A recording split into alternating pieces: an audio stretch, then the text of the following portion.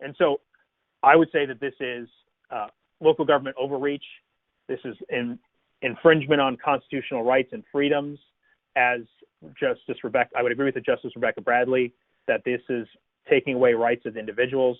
In our country, we don't have a king that we have to all be subject to. We are not servants of the government. The government is there to serve us. This is a country of we the people, and so we have to fight back against local government overreach. Could be in Wisconsin, could be anywhere. So how do we do that? Well, here's where it starts. First of all, we have to research who is behind the restrictions. We need to know the law. We need to know what is available, what is constitutional, what's not constitutional. And again, some of these things are gray areas, and some cases are going to be stronger than others in fighting back against that. But we need to understand specifically who is acting. In some cases, we have county boards passing this ordinances. In some places, I live in Sheboygan County. The Sheboygan County Board authorized some officials in Sheboygan County government to basically take quick action so that they weren't going to be dependent upon the county board taking larger actions. And so in that case, they gave up some authority and oversight. And thankfully in Sheboygan County, they did not try to put a local extension on safer at home order. They are going to provide guidelines, which they will be releasing today, is what they had said yesterday in a press release. So I think that was a very responsible action that they took in allowing that to play out the way that it did. But in some places, it could be county board. And in all cases, county board supervisors have oversight and authority over the unelected bureaucrats that are the county health officials. And as Charles mentions there in the chat, he's exactly right.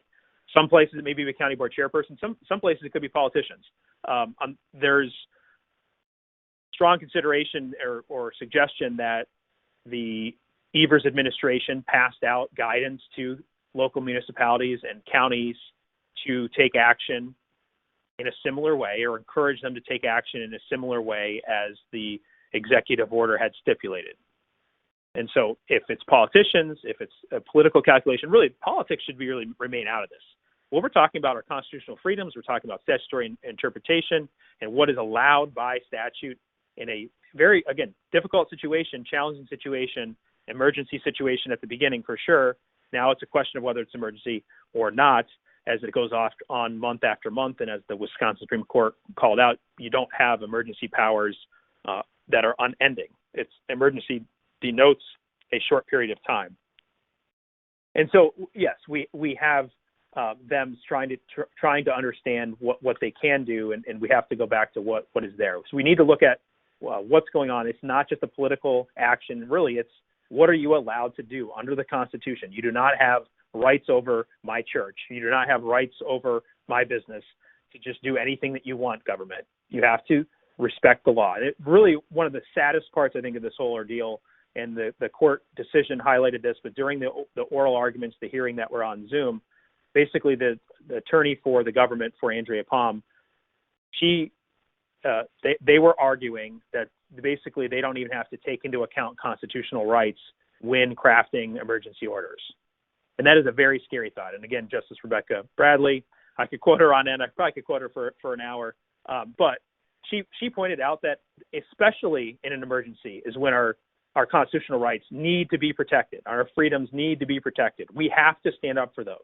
It's not just something that only applies, our constitutional rights don't only apply in normal circumstances. No, it's especially in times of crisis and emergencies and pandemics that we have to have constitutional rights protected. And it's not just the courts that should be protecting them.